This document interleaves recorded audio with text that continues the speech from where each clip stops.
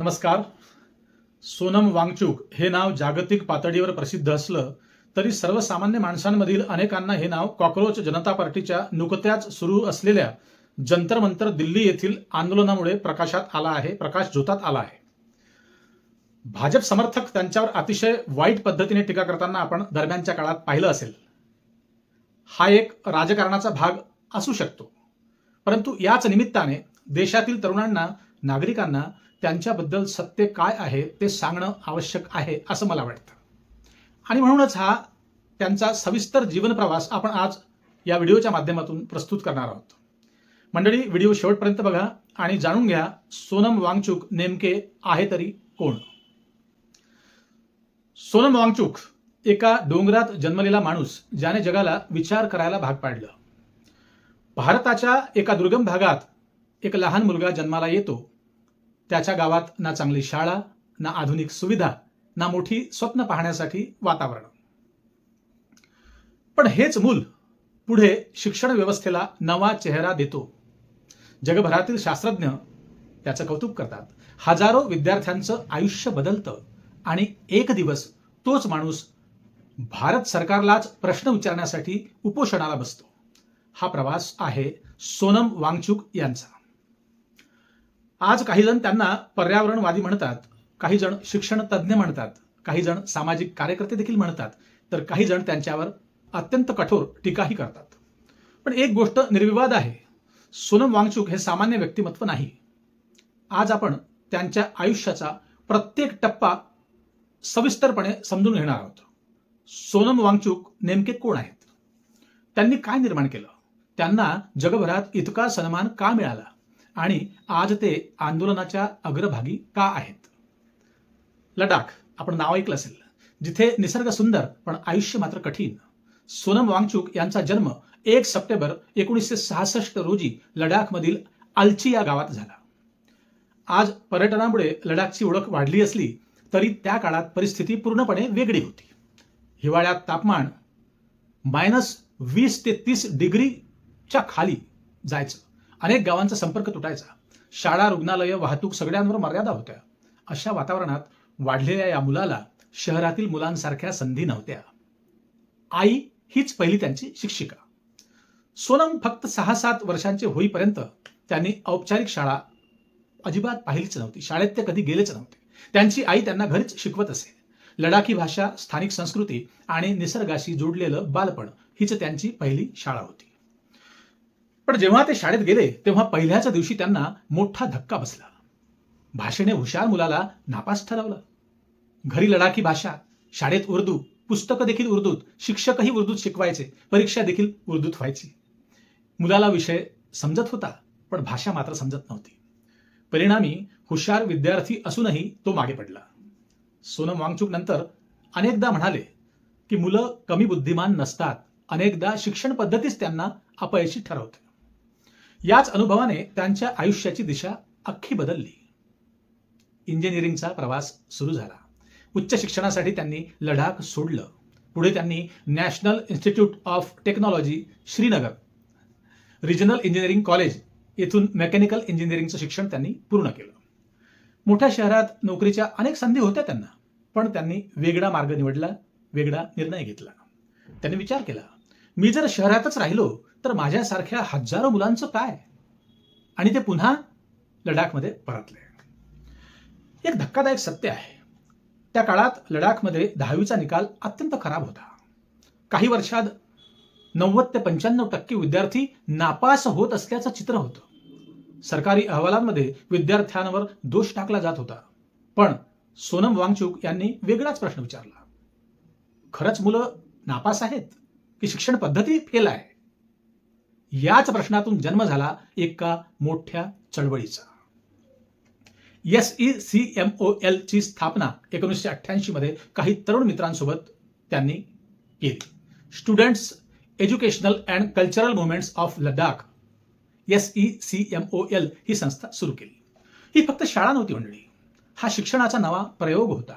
येथे विद्यार्थ्यांना फक्त पुस्तकं शिकवली जात नव्हती, त्यांना शेती, सौर ऊर्जा, पाण्याचं व्यवस्थापन, बांधकाम, नेतृत्व, संवाद कौशल्य आणि प्रत्यक्ष कामातून शिकण्याची संधी त्यांना दिली जात होती. SECMOLचा कॅम्पसही अतिशय वेगळा होता. सौर ऊर्जेवर चालणाऱ्या इमारती, स्थानिक मातीचा वापर, कमी खर्च, पर्यावरणपूरक रचना. आज जगभरातील संशोधक आणि विद्यार्थी हा कॅम्पस पाहण्यासाठी लडाखमध्ये गर्दी करतात. शिक्षणाची नवी व्याख्या सोनम वांगचुक यांचा हा वेगळा विश्वास होता. जर एखाद्या मुलाला परीक्षा नापास ठरवत असेल तर समस्या मुलात नसून परीक्षेच्या पद्धतीत असू शकते, असं त्यांचं मत होतं. त्यांनी विद्यार्थ्यांना गुणांसाठी नव्हे तर आयुष्यासाठी तयार करण्यावर अधिक भर दिला. SECMOL मधून अनेक विद्यार्थ्यांनी पुढे उच्च शिक्षण घेतलं, उद्योग सुरू केले आणि आपल्या गावांमध्ये बदल घडवला. एका दुर्गम गावातील मुलाने स्वतःच्या अपयशातून संपूर्ण शिक्षण व्यवस्थेला प्रश्न विचारला. पण ही तर फक्त सुरुवात होती, कारण पुढे हा माणूस अशी कल्पना मांडणार होता जी जगभरात चर्चेचा विषय ठरली. वाळवंटात कृत्रिम हिमनग तयार करणारा प्रयोग, आईस स्तूपा. याच प्रयोगामुळे त्यांना जगातील प्रतिष्ठित पुरस्कार मिळाले. एका कल्पनेने जगाला चकित केलं. कल्पना करा, तापमान -30°C, चारही बाजूंनी बर्फ आणि तरीही उन्हाळा आला की पाण्याची भीषण टंचाई. हे विरोधाभास वाटत असले तरी लडाखमध्ये हीच वस्तुस्थिती आहे. हिवाळ्यात भरपूर बर्फ पडतो, पण एप्रिल-मे महिन्यात ऐन उन्हाळ्यात जेव्हा शेतकऱ्यांना पाण्याची सर्वाधिक गरज असते तेव्हा मात्र बर्फ वितळून संपलेला असतो. प्रश्न मुश्किल होता, गहन होता. काय होता प्रश्न? निसर्गाचा पराभव न करता निसर्गालाच साथीदार बनवून उपाय कसा शोधायचा? याच प्रश्नातून जन्म झाला आईस स्तूपा या जगप्रसिद्ध प्रयोगाचा. आईस स्तूपा म्हणजे नेमकं काय ते समजून घ्या. 2013-14च्या सुमारास सोनम वांगचुक आणि त्यांच्या सहकाऱ्यांनी एक अभिनव प्रयोग सुरू केला. हिवाळ्यात डोंगरातील पाणी पाईपद्वारे खाली आणलं जातं. थंड हवेमुळे ते उंच शंकूच्या आकारात गोठवलं जातं. हाच बर्फाचा मनोरा म्हणजे आईस स्तूपा.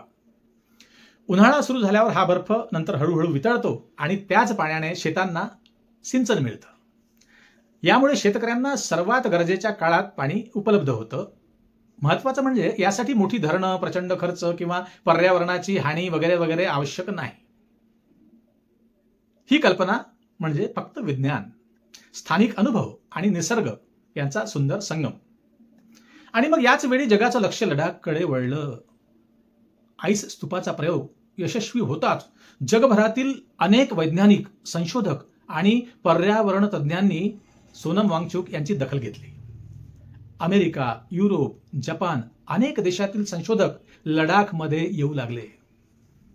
कारण त्यांनी पाहिलं की हवामान बदलाच्या संकटाला उत्तर देणारा एक उपाय हिमालयातील एका अभियंत्याने, एका इंजिनियरने शोधला आहे. याच सर्व कामगिरीसाठी त्यांना मिळालेले पुरस्कार आणि त्यामागची कारणं आपल्याला जाणून घेणं गरजेचं आहे. सोनम वांगचुक यांना अनेक राष्ट्रीय आणि आंतरराष्ट्रीय पुरस्कारांनी गौरविण्यात आलं. Number 1, Rolex award for enterprise 2016. हा जगातील अत्यंत प्रतिष्ठेचा सन्मानाचा पुरस्कार मानला जातो. हा पुरस्कार त्यांना आईस स्तूपा आणि हिमालयीन भागातील पाणी व्यवस्थापनातील अभिनव कार्यासाठी मिळाला. या पुरस्कारामुळे त्यांच्या संशोधनाला जागतिक ओळख देखील मिळाली. नंबर 2, महत्वाचा आहे, रमन मॅग्सेसे अवॉर्ड 2018. आशियातील हा अत्यंत प्रतिष्ठित सन्मान, आशियाचा नोबेल पुरस्कार म्हणून देखील याला ओळखलं जातं. हा पुरस्कार त्यांना शिक्षण, समाज परिवर्तन आणि पर्यावरणपूरक नवकल्पनांसाठी देण्यात आला.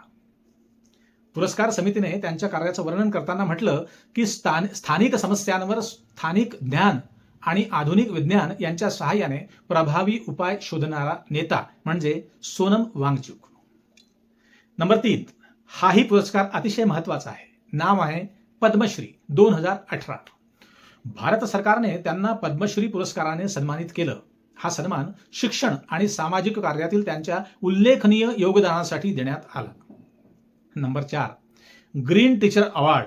हाही पुरस्कार तेवढाच महत्वाचा आहे मंडळी. पर्यावरणपूरक शिक्षण आणि शाश्वत विकासासाठी केलेल्या कार्याची दखल म्हणून हा सन्मान त्यांना मिळाला. HIAL भविष्यातील विद्यापीठ. SECMOL नंतर सोनम वांगचुक यांना जाणवलं फक्त शाळा बदलून चालणार नाही, उच्च शिक्षणाची संकल्पनाही बदलावी लागेल आणि मग यातूनच जन्म झाला HIAL अर्थात Himalaya institute of alternative Ladakh. या संस्थेचं ध्येय आहे जगातील सर्वोत्तम ज्ञान आणि हिमालयातील स्थानिक शहाणपण यांची सांगड घालणं. इथे विद्यार्थ्यांना केवळ पदवी मिळत नाही तर प्रत्यक्ष काम करून शिकण्याची संधी मिळते. ऊर्जा, पाणी, पर्यावरण, हिमालयीन वास्तुकला, शाश्वत पर्यटन, उद्योजकता या अशा अनेक विषयांवर प्रयोग आणि शिक्षण या ठिकाणी दिलं जातं. आता सर्वांसाठी इंटरेस्टिंग विषय म्हणजे कोणता असेल मंडळी? तो आहे सिनेमा 3 इडियट्स आणि फुनसुक वांगडू. लक्षपूर्वक आहे का? पुढे महत्वाचं आहे. भारतातील सर्वाधिक लोकप्रिय चित्रपटांपैकी एक म्हणजे 3 इडियट्स, ज्याने 460 कोटींचा बिझनेस केला. या चित्रपटातील फुनसुक वांगडू या पात्रावर सोनम वांगचुक यांच्या जीवनातील काही पैलूंचा प्रभाव असल्याचं दिग्दर्शक आणि लेखकांनी मान्य केलं आहे. मात्र हा चित्रपट त्यांचं संपूर्ण चरित्र नाही. अनेक प्रेक्षकांनी चित्रपट आणि वास्तव यांची गल्लत केली.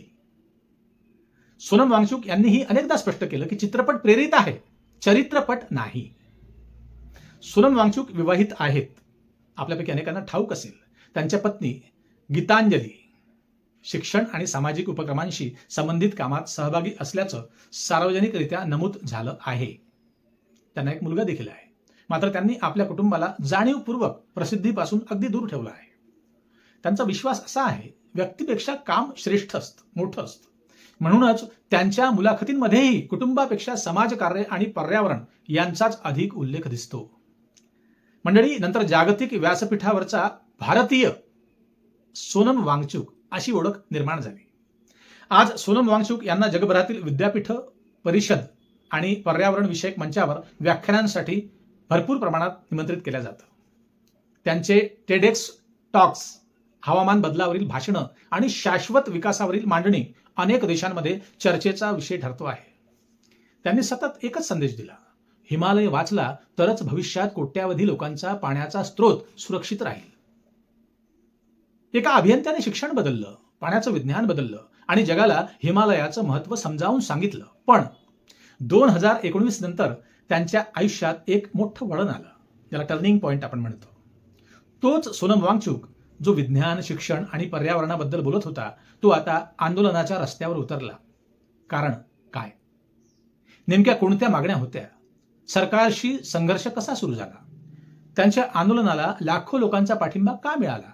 आणि काहींनी त्यांच्यावर टीकाही का केली? हे आपण पुढे बघणार आहोत. शिक्षणातून आंदोलनापर्यंत आणि नंतर निर्णायक टप्पा म्हणजे लडाखच्या भविष्याची लढाई. फार मोठी लढाई.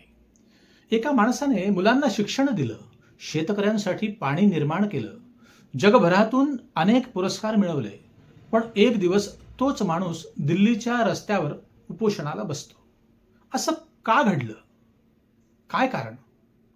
देशाचा सर्वोच्च नागरी सन्मान मिळवणारा एक सामाजिक नवकल्पक सरकार विरोधात आंदोलन करण्याची वेळ त्याच्यावर का आली? समजून घ्या. ही गोष्ट समजून घ्यायची असेल तर आपल्याला 2019 मध्ये जावं लागेल मंडळी. 2019 मध्ये नेमकं काय घडलं? तारीख होती 5 ऑगस्ट 2019. भारत सरकारने जम्मू काश्मीरमधील कलम 370 आणि 35A अंतर्गत असलेली विशेष घटनात्मक व्यवस्था रद्द केली. त्याचवेळी जम्मू काश्मीर राज्याचे पुनर्गठन करण्यात आले, हे तुम्हाला ठाऊक असेल.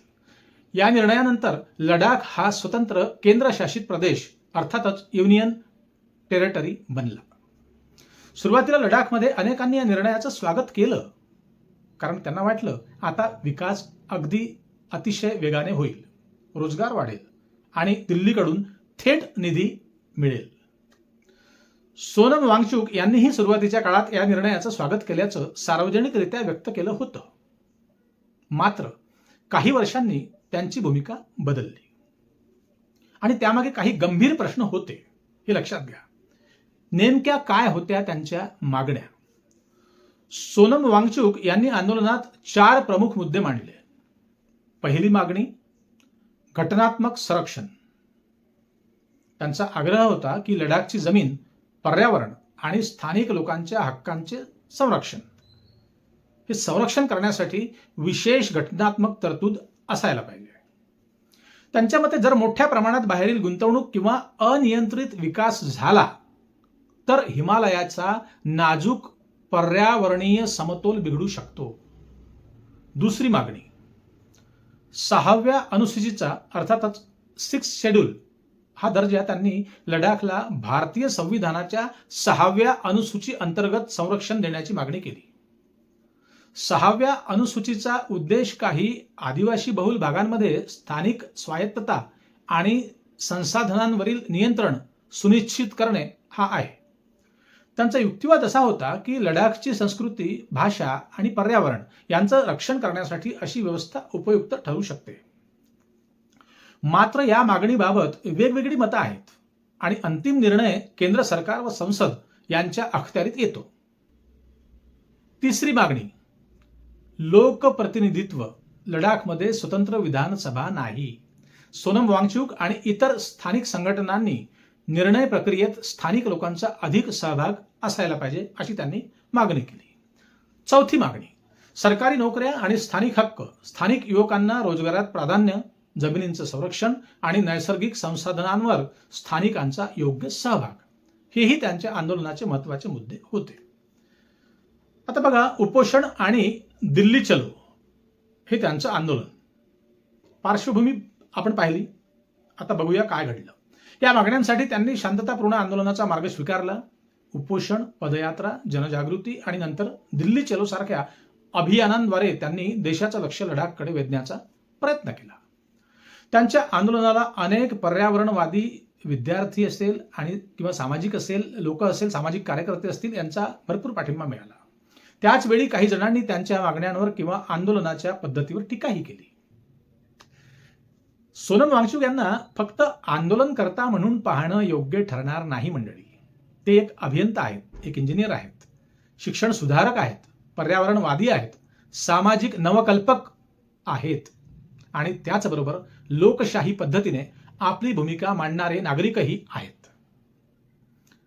त्यांच्या विचारांशी प्रत्येक जण सहमत असेलच असं अजिबातही नाही.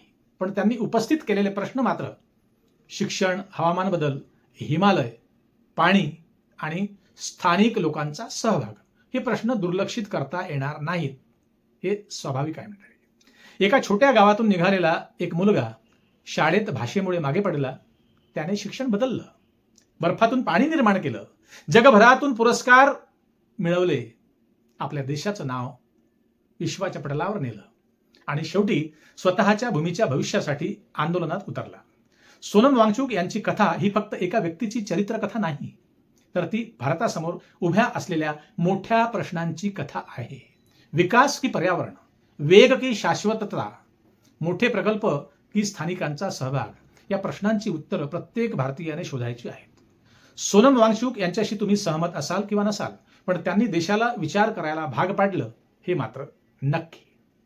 मित्रांनो, तुम्हाला काय वाटतं ते कमेंटमध्ये नक्की लिहा. लडाखसाठी सोनम वांगचुक यांनी मांडलेल्या मागण्या योग्य आहेत का? विकास आणि पर्यावरण यामध्ये समतोल कसा साधता येईल ते सुद्धा लिहा. तुमचं मत कमेंटमध्ये नक्की लिहा. आणि हा व्हिडिओ माहितीपूर्ण वाटला असेल तर लाईक करा, शेअर करा आणि सबस्क्राईब अवश्य करा. नमस्कार.